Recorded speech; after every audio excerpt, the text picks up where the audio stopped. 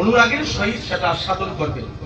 তবে একটাই কথা আমার, আমরা যদি সত্যিকার মানুষ হয়ে পৃথিবীতে আসি, আমরা যেন মানুষের কল্যাণের জন্য নিজের জীবনটাকে বিসর্জন দিতে পারি। এই পৃথিবীতে সাধু ভক্ত প্রকৃত মানুষ সেইজন যারা অপরের দোষ নিজের গায়ে চাপিয়ে মানুষের কল্যাণ করিতে পারে।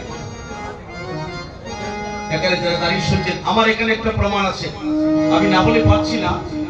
এই যে আমার চাচা আরেকদিন দেখা হয়েছে, দেখুন আপনারা উনি কেমন মানুষ তো দেখলেই চিনছেন, আমার চাচা। আমি হিন্দু, আর হিন্দু বলতে আমি সনাতন, উনি তো জানে উনি ইসলাম ধর্মের মানুষ। কিন্তু মানুষ কাকে বলে? রাত্র ৩টায় আপনাদের এই সৈয়দপুরের একটু ভিতরে হঠাৎ করে আমার গাড়ির চাকা চলে গিয়ে ব্লাস্ট হয়ে গিয়েছে। রাত্র ৩টা, কোনো লোক নাই, গাড়ি নাই, কি করব?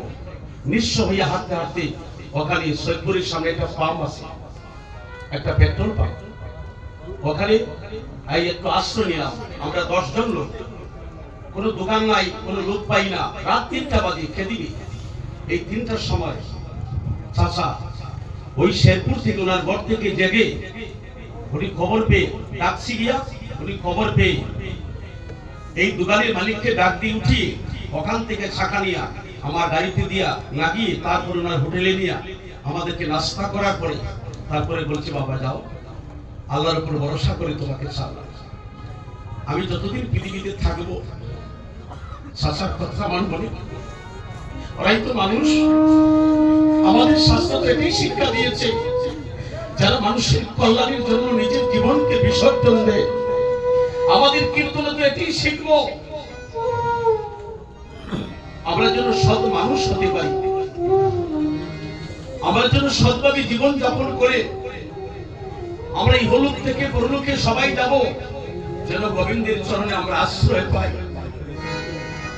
ভগবান বলছে, যারা মানুষের কল্যাণের জন্য নিজের জীবনকে বিসর্জন দেয়, আমি তার পক্ষে থাকি। সে না ডাকলেও আমি তাকে ডাকি। সত্যবাদী জিতেন্দ্রই হইবে যেই, না থাকুক তার ক্রিয়াকর্ম হরিতুল্য সেই। পরসতী পরপতি কবু না পশ্চিমে, পরনিন্দা পরচর্চা কবু না করিবে, তুমি না ডাকিলে হরি তোমারে ডাকিবে। বলছে আমার ডাকতে হবে না, আমি তোকে ডাকবো। মনে থাকবে বাবা, তোমরা রাসূলের দরবার থেকে আসছো বাবা, আর এই প্রেম মানুষের ভালোবাসা সৃষ্টি করে আবার আমাদেরকে ফেলে চলে যাবে। এরকম মানুষ যেন পৃথিবীতে প্রত্যেকটা মায়ের ঘরে আসে। আপনারা আমাদের জন্য আশীর্বাদ করবেন। বসুন।